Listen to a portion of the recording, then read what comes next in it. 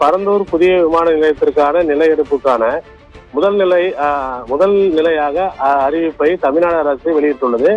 அதாவது காஞ்சிபுரம் மாவட்டத்தில் உள்ள கொடவூர் கிராமத்தில் 32.005 ஹெக்டேர் மற்றும் 27.7 ஹெக்டேர் நிலத்தை எடுப்பதற்கான அறிவிப்பு வெளியாகியுள்ளது.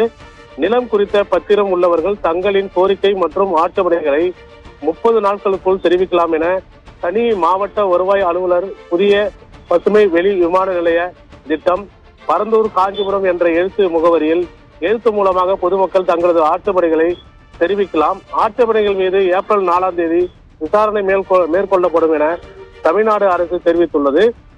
மேலும் பரந்தூர் பசுமை வெளி விமான நிலையம் அமைக்க எதிர்ப்பு தெரிவித்து கிராமம் முழுவதும் அகற்றப்பட உள்ள அதாவது ஏகனாபுரம் கிராமத்தைச் சேர்ந்த கிராம மக்கள் தொடர்ந்து பல்வேறு கட்ட போராட்டங்களை நடத்தி வருகின்றனர்.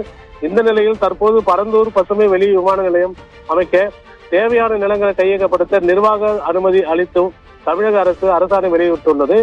இந்த திட்டத்திற்காக 5747 ஏக்கர் நிலம் தேவைப்படுவதாகவும் இதற்கு தனியார் பட்டா நிலம் 3774 ஏக்கர் அளவும் அதேபோல் அரசு நிலம் 1972 ஏக்கர் கையகப்படுத்துவதாகவும் அரசாணை தெரிவிக்கப்பட்டுள்ளது.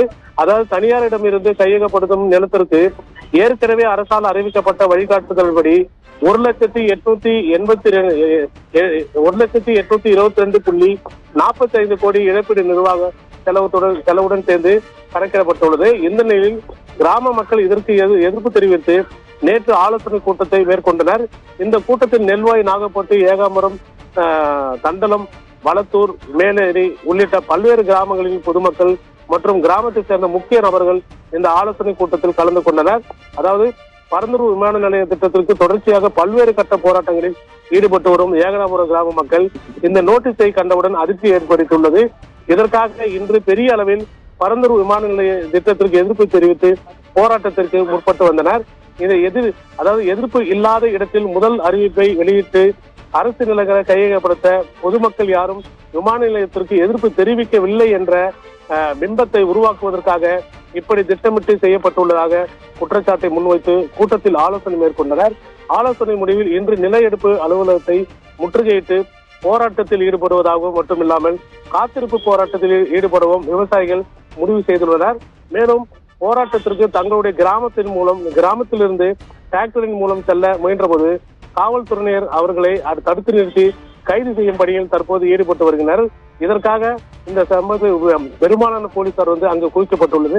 அதாவது கொடவூர் கிராமத்தில் எடுக்கப்படும் இந்த நிலங்கள் கையகப்படுத்தும் இடங்கள் விவசாய நிலம் கிடையாது, தரிசு நிலம். அதே போல் வீடுகள், மனைகள் எதுவும் கிடையாது, காலியான இடம்தான். அதாவது இந்த முதல் கட்டமாக கொடவூர் கிராமத்தில் எந்த ஒரு ஆட்சேபனையும் இல்லை என்றால் அந்த மேற்கொண்டு இந்த பணிகளை துவக்குவதற்காக அரசு திட்டமிட்டு இந்த செயலில் இறங்கி இருக்கிறது என்று கூறுகின்ற ஒரு குற்றச்சாட்டை முன்வைக்கிறது. பானு